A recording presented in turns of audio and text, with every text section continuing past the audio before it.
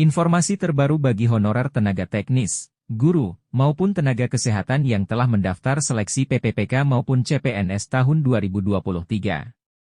Bagi calon pendaftar ataupun honorer teknis di berbagai daerah, simak selengkapnya kabar terbaru ini. Ada kabar penting terbaru di bulan September tentang pendaftaran PPPK teknis beserta CPNS 2023. Apakah akan diangkat menjadi ASN di tahun ini? Simak selengkapnya video ini, jangan sampai gagal paham. Assalamualaikum sahabat semuanya, kembali lagi di channel Lanatube. Semoga selalu dalam keadaan sehat, terutama kesehatan berpikir. Kabar honorer terbaru hari ini, Rancangan Undang-Undang tentang Perubahan atas Undang-Undang Nomor 5 Tahun 2014 tentang Aparatur Sipil Negara, RUU ASN, akan segera disahkan menjadi UU, yang diperkirakan sebelum 3 Oktober 2023. Namun, masih ada hal krusial menyangkut nasib jutaan honorer, terkait kategori non-ASN pada jenis pekerjaan apa saja yang akan masuk daftar diangkat menjadi PPPK part-time atau paruh waktu.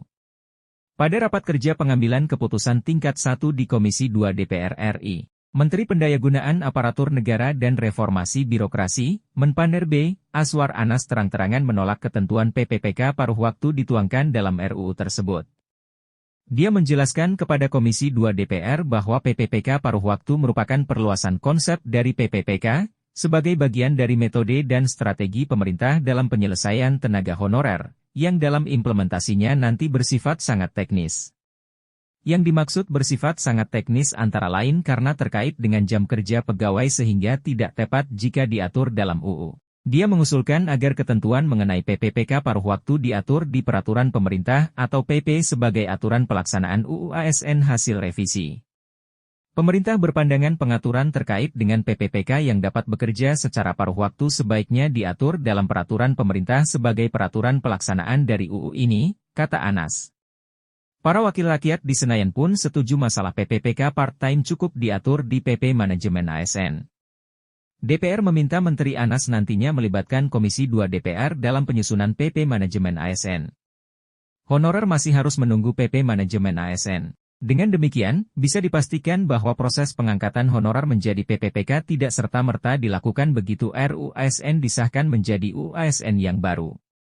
Para honorer masih harus menunggu terbitnya PP Manajemen ASN, yang diperkirakan sekitar 6 bulan lagi terhitung setelah RUU ASN disahkan menjadi UU.